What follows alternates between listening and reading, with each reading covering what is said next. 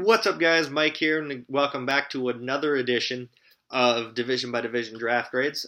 This time we are dealing with the AFC South. If you haven't seen the AFC North or AFC East videos that came out earlier today, check those. We're going to get all 8 divisions done over the next 2 days, so I'm going to be flooding your guys' subscription boxes with videos over the next couple of days just to get them done out of the way while everyone's still freshly thinking about the draft. So if you guys aren't familiar with the draft, with the grading scheme for this, we're going to go through every division, in a video, and then every team and then we're going to break down every single one of their picks. We're going to grade every single pick. Now that's based off of where they were picked, where I had them ranked, need, and then for guys that aren't on my board, unless otherwise stated, gave them a C, just because either it will work or it won't. So now we're working with the AFC South, one of the closest divisions in terms of talent, but that's not exactly a compliment in this case. Really, I think it's the weakest division in the entire league, so they've got to do something, and, let's get into it. Let's see how they did. We'll start off with the Jacksonville Jaguars. At 4, they got Leonard Fournette. He was rated my 5th overall player. It was a need. TJ Yeldon shit. They gave Chris Ivory way too much money. It's an A+. There's your every down running back. There's your guy that's going to help Blake Bortles not have to throw it 50 times a game and throw 30 interceptions in a season. I love the pick. He helps the passing game because he's going to bring down an extra safety, and that makes it a little bit easier for Blake Bortles. At 34, they came back in the second round and got Cameron Robinson out of Alabama. I graded him as my 23rd overall player. They got him at 34. I wasn't really sure how he made it into the second round, but given the fact he was there, given the fact that it's a need, I gave it an A- instead of an A+. I gave it an A- because I still think that there maybe are some questions about him off the field. That's really the only reason that this wasn't given an A+. Dwan Smoot out of Illinois was their next pick at 68. I graded him at 81. I gave it a B+. They got Yannick Ngakoue, and I do believe that they have some, they've got Dante Fowler. They've got other pass rushers on the roster. I'm not really sure the need for this, but I like the player overall, so I gave it a B+. D.D. Westbrook at 110. He was ranked 117th on my board. Again, not really sure about the need for this pick. Rashad Green, they've got the Allen brothers, and they've got Marquise Lee. So again, not really sure why you're drafting potentially a 4th or a 5th receiver at 110. But, if you get the off-field stuff sorted out, which I'm sure they did now that Tom Coughlin's in control, there's no way that they would have picked him if Tom Coughlin hadn't thoroughly vetted him. I gave it a B. At 148, Blair Brown out of Ohio, the linebacker, not on my board, gave it a C. Jalen Myrick, the corner out of the University of Minnesota, I gave it a B. He was 232 on my board. They got him at 222.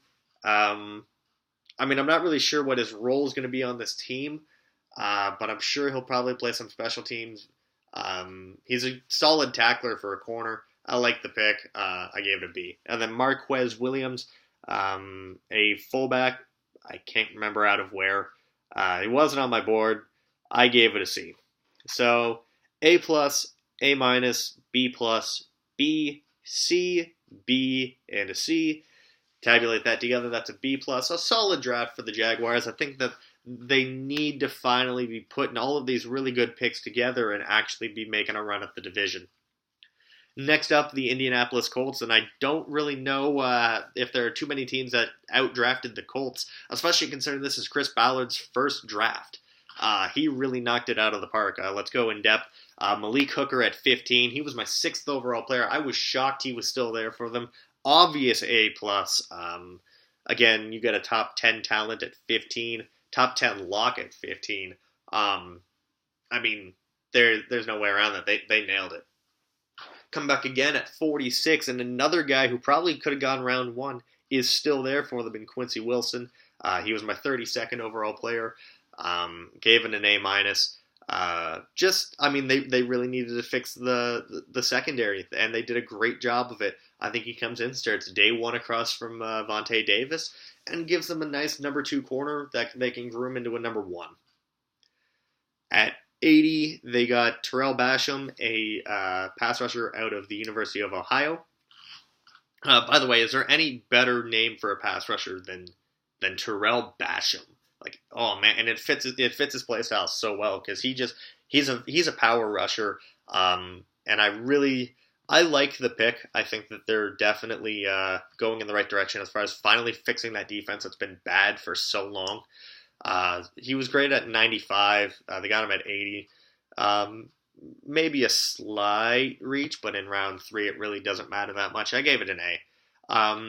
At 137, they came back and got Zach Banner. They announced him as a guard out of USC, which, I put him in my guard rankings too, but I wasn't sure if any NFL teams were going to do that. He's 6'8" and 360, but I think with his chronic weight issues that this is going to be a risky pick. So I gave it a B+. He was 175 on my board. I just thought that, I like the idea of protecting Andrew Luck, but I just think that maybe there were some better players at that position available that weren't as risky with the fact that they love food that much. 143, they came back, got Marlon Mack out of USF that late. He was 61 on my board. That's an A. Frank Gore's not going to be around forever. Father Time is undefeated, but Frank Gore is giving it a run for his money. And I think that Matt can be like a third down back right off the bat. And then once Frank Gore inevitably retires, which could still be in about 8 years, Marlon Mack's going to be your number 1 running back. Grover Stewart was the next pick at 144. I'd never heard of him. He's a C. Nate Hairston, I'd heard of him. I hadn't studied him. At 158, the corner out of Temple again. There's your next generation of corners. The media actually really thought that this guy was going to be a very good player. So there's that. I hadn't studied him, so I gave him a C. And then they finished off their draft with again another great value. Anthony Walker out of Northwestern. I had him as my 65th overall player. Really underrated linebacker. They got him at 161. I don't know why I didn't give this an A+. I ended up giving it an A overall, which, let's add up their total. They got A+, A-, A, B+, A, C, C, A, which gives them an A- overall. Chris Ballard knocked his first draft out of the park. Next up, the Tennessee Titans. One piece away, I said a couple of days ago, from being a playoff team. Let's see how they did.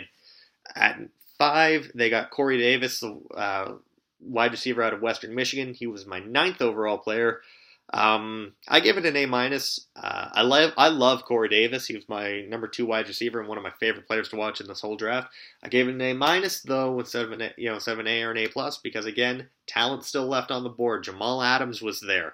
Marshawn Lattimore was there. There were better players still available, and I can't give it an A+, due to that. Adoree Jackson at 18. I had Adoree as my 54th overall player. I knew he was going to go round 1, especially after the Gary and Connolly thing, and Sidney Jones being hurt and all of that.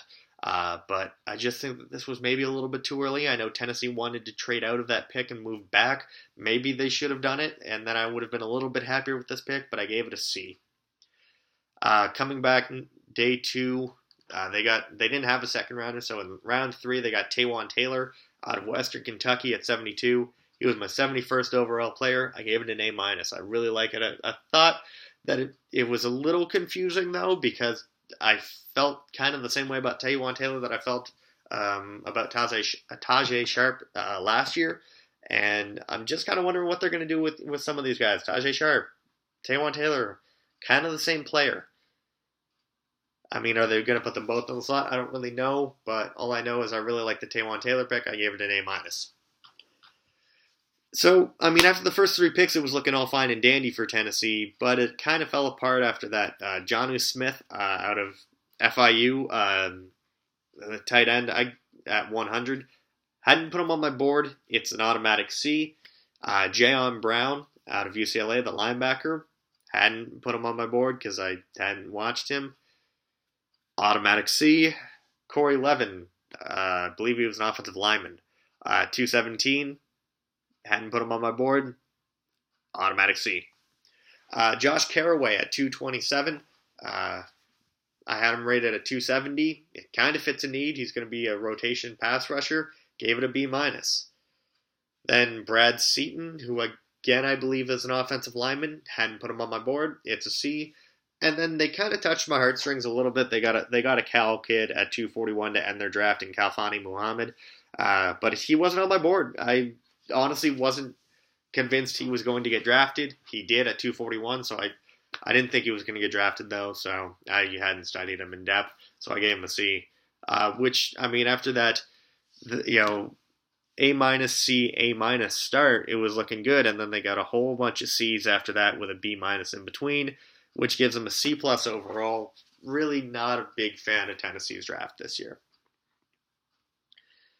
Houston rounds out the AFC South, and, I said earlier that I wasn't sure if there were many teams that could compete with Indianapolis as far as their draft this year. Houston definitely can. I love this draft.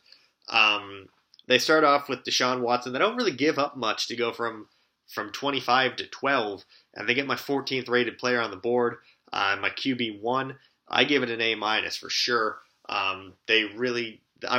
I rate this higher than I rate Mitch Trubisky because they gave up less, and I feel like they got a better player out of it. Only slightly better player, but they got a better player out of it with a limited trade offer. I love it.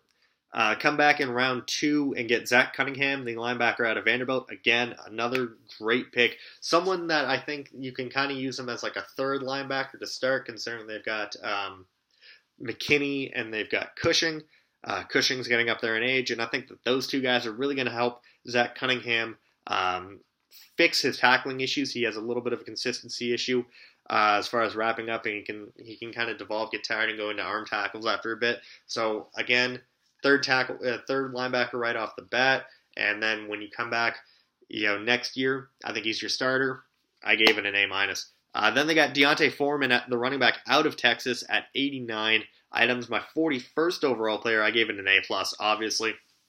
Lamar Miller is a great player, great running back, but I think that they needed that extra bit of power, and that Lamar Miller really isn't a every down running back, and Deontay Foreman can just be that just bruising running back. He's not really a power running back when you think about it, but I think that he's going to have to be at the next level.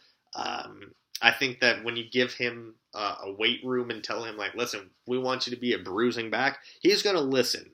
He's got some extra speed in there, too. He's 250 pounds. I'm not really sure if that's accurate, what Texas listed him at. He says he was closer to about 240. If they can get him to about 235 and just build up the muscle and help him break tackles, I think this is going to be a great pick, and it's going to be a steal. Julian Davenport, the offensive tackle out of Bucknell, was their next pick at 130. He was 120 on my board. I gave it a B+. Newton is going to be out next year because he tore both Achilles. Dwayne Brown's getting up there in age. I mean, you can start Davenport right away if you absolutely have to. I think he's a raw player. But I think he's got a really good upside, so I gave it a B+. Came back at 142, got Carlos Watkins out of Clemson. Man, this is a great pick. I had him graded at 126. I got him on 142. Thought it fit in neat. I gave it an A. Next pick, at 169, Treston Deku out of Oregon State. He was my 233rd ranked player. Didn't really like the fit. Didn't really like the fact that they passed some better players. So I gave it a C-. And then they finished off their draft at 243. With Kyle Fuller out of Baylor. A lot of guys from that area. I love the pick. I thought he was one of the better, more underrated interior offensive linemen in the class. I had him at 158. I like the fit. I think that their interior offensive line does need some help. I gave it a B because I'm not really sure if he's going to make an impact right away. So they get A-, A-, A+, B+, A, C-, B, which gives them an A- overall. And that's going to do it for this video, guys. As always, like, comment, subscribe, tell a friend to tell a friend, and leave your opinion down below. Who won in the AFC South? It's a toss-up for me between Indy and Houston. I want to see your opinion. Who had the better draft, Indianapolis or Houston? Until next time, guys. Peace.